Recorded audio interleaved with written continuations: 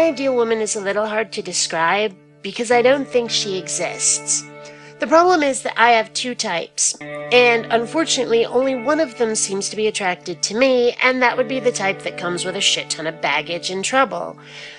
Like, okay, I've dated a large number of semi-punkish, kind of tank girl type chicks with a side helping of Chiana from Farscape, and unfortunately, in real life, that comes with a lot of trouble, a lot of problems. I mean, we're talking substance abuse, we're talking manic depression, we're talking all kinds of crazy shit like that. And seriously, it just, you know, I've had enough of that kind of drama.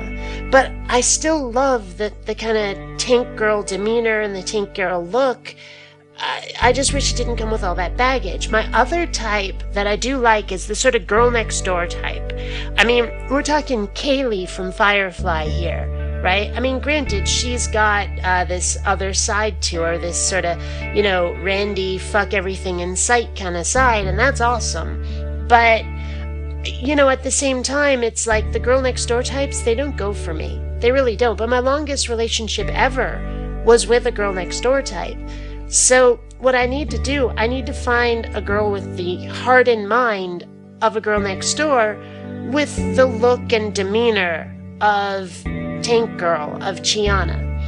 And I don't think that exists. I really don't. I will say that there are a number of women on whom I do have a crush. For example, celebrities I'm talking here. For example, Rachel Maddow. Oh my goodness, she is hot. But, you know, and she gives off that girl next door vibe, really. I mean, she's very, very taken, don't get me wrong. And, you know, she's only like 2 years older than me, which is pretty cool, but obviously unavailable, probably even out of my league, whatever. You know, so, Clea Duvall. Oh my goodness, she is hot. Look her up if you don't know who she is. Clea Duvall, you've probably seen her and stuff. She was in a couple of episodes of the first season of Heroes. She was in But I'm a Cheerleader. She was in The Faculty. You know, she was in Carnival. So, yeah, she's awesome.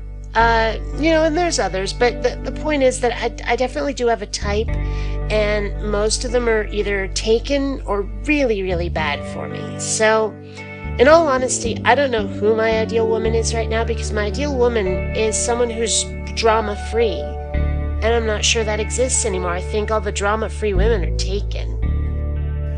Well, if I were to conquer the earth, I know who my first country, my first target would be. You know what? I'm looking at you, Norway. That's right, I would bomb the living shit out of Norway. You know why? Because they're the most inoffensive country I can think of. Seriously, I don't know when Norway has ever done anything to piss me off. And you know what? That means you're boring. And that can't be allowed. No way. So Norway, start acting up.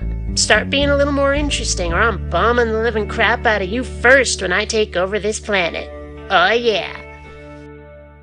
Well look, I'm not one to talk about people's fetishes or interests or whatever. I mean, I'm into some crazy, crazy shit myself. But I have to say, I do not get furries. Now, the first time I had furries described to me, I was told, yeah, it's people who like to dress up like animals. What I pictured was the cast of Cats. I wasn't picturing, you know, fursuits. I wasn't picturing people dressed up like Chip and Dale. You know, I was picturing something a little more slinky and sleek, not you know, what fursuits actually are.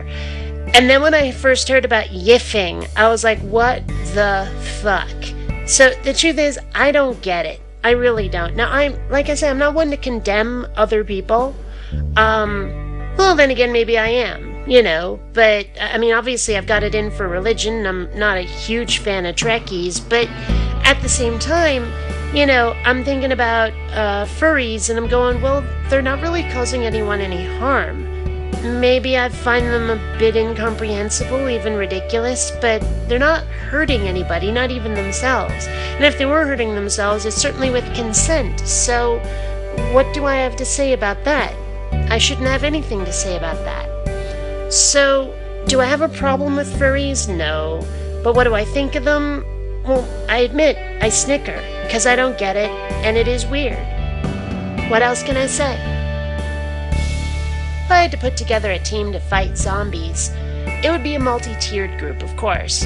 I mean, on the one hand, I would have people like Thunderfoot to, work on the science of zombieism, maybe find, if not a cure, at least something that kills them without actually having to physically fight them. But then, on the other hand, if we do have to physically fight them, now, I don't know if Coctopus can fire a gun, but he looks like the kind of guy who might be able to, who might be a good shot, and I want him on my zombie fighting team for sure. And even if he can't shoot, I'm sure the dude can wield a chainsaw. So, Coctopus, you're on my team for sure. But then I would also want like an outer perimeter of basically cannon fodder, and that would be pretty much every theist. I mean, we're talking Venom Fang X, and we're talking, what's his name, Nephilim Free, that weirdo, someone for the zombies to munch on so that we can shoot them while they're busy. That kind of thing. So, I do have kind of a plan for fighting zombies. I'd have to spend more time putting together a full list, but, I've given you an idea of the kind of people that I would want on my team. For sure. I would violate the law of gravity. Seriously, the ability to fly would be awesome.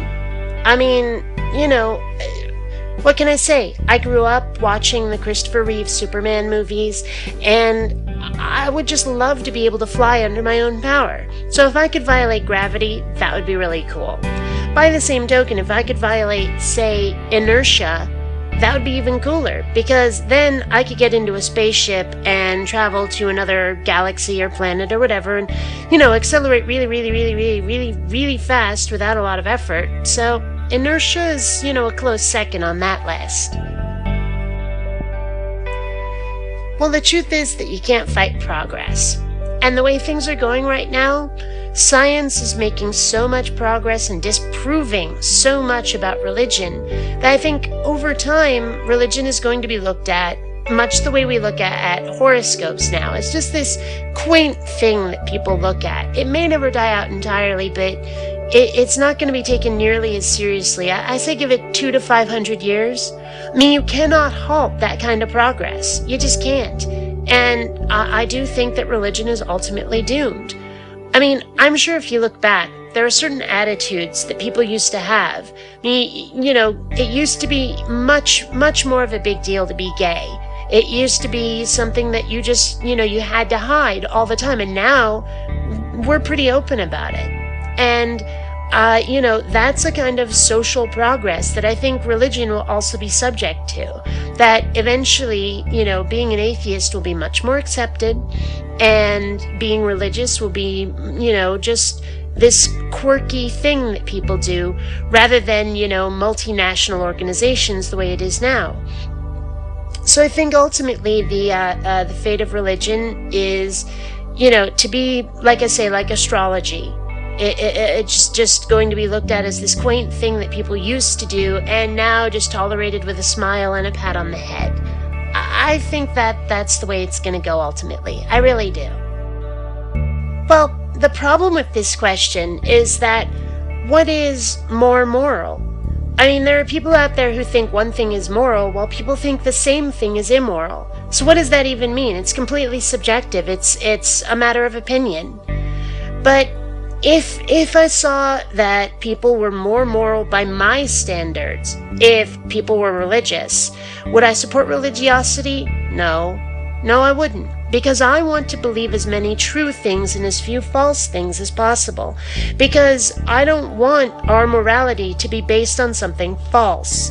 And unless it was also shown that a God does exist, as well as people being more moral, then no, I can't support that. I just can't, because it's a lie.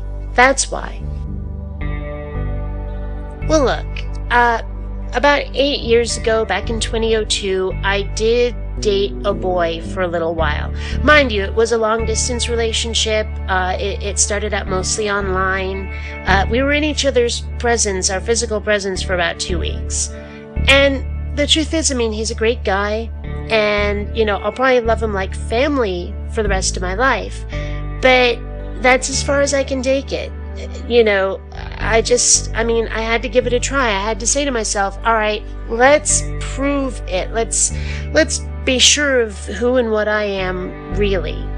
And so, I gave it a try. I gave it an honest try, but I just could not maintain it. And there was this girl that I ended up really falling for. She was trouble, but I fell for her anyway, and ended up breaking up with this guy over that. And since then, I just, I look at guys and I go, well, he makes a great friend, and I wouldn't mind having him as like an in-law or a cousin or something, but romantically and physically, I'm just not attracted in that way.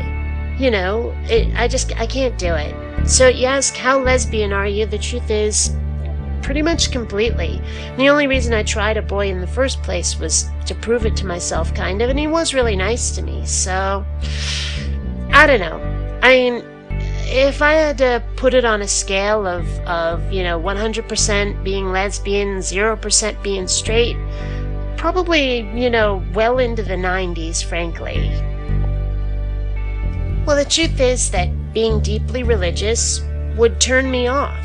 It really would. And I don't see how I'd fall in love with someone without finding out about that part of their life first, especially if they're as deep as this question implies. I mean, if they're really deeply religious, wouldn't I have noticed before I fell in love? I don't believe in love at first sight. I don't think our eyes would meet across the room and I'd go, oh, humana, humana. I don't think that would happen. I'd have to get to know her first. I might be able to fall in lust with someone who's deeply religious. I might look at her across the room and go, oh my God, she's beautiful. But then when I would meet her, I'd find out how religious she was, and I'd go, oh, geez, okay, well, she's good to look at, put her in your spank bank, but other than that, I'm not sure I actually could fall in love with such a person. I think that would actually be a deal breaker. I don't really have a name for my island nation just yet, but I do know what the principles and laws would be based on. They would be based on, to put it poetically, they would be based on the idea that your right to swing your fist ends at the tip of my nose. Or to put it a little more practically, if you are causing harm to someone who's not willing, then you're in the wrong and you have to stop. Now, I mean, obviously this would require a certain amount of ratification, a certain amount of clarification, but that would be the basic principle. And it would extend not just to like physical violence or theft, but it would also extend to, say, the environment. If you're polluting and you're causing problems for other people's ability to live, you've swung your fist too far, basically. Now, you ask, would men be allowed? Of course men would be allowed. Duh. Some of my best friends are guys, and not all of them are gay. I'm no man-hater. I think they're great people.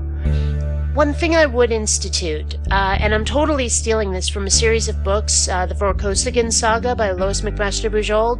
Awesome set of books, you should all be reading them. There's this world that she has called Beta Colony. And one of the things that happens is when people hit puberty, they get their ears pierced.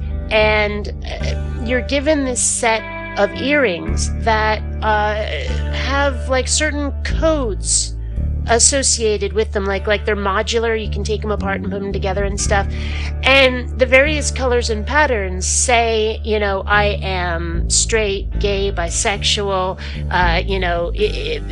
taken, but looking, taken but not looking, single but looking, single but not looking, and all the various permutations of what it might be like when you're looking for dating, and I would institute something like that. Maybe it wouldn't necessarily be earrings, maybe it'd be like some colored wristbands or armbands or something, or maybe it would be earrings, I don't know. But the basic idea would be to remove all the goddamn guesswork. To at least know that when you're hitting on someone, you might have a chance. I mean, maybe you're still not their type, but how many times have you gone up to somebody and gone, like you're hitting on them, maybe you buy them a drink or something, and then it turns out that they're taken, they were just stringing your ass along, or they were too embarrassed to say, or whatever, I would love to remove all that guesswork, so that would be something mandatory in my nation, is that, you have to wear this set of earrings or this wristband or whatever, and you have to accurately represent yourself, and doing otherwise is a violation. It is illegal. That is something I would institute. Other than that, almost anything goes. I mean, obviously, the law that I laid down about not doing any harm is something that would be, I mean, it would take a lot of enforcing, but otherwise, once you get that down, I think it would be a pretty stable society. I think, people would be very, well, I mean, obviously you can't legislate morality, you can't force people to be respectful, but you can at least force people to respect each other's boundaries, and I think that would improve society greatly.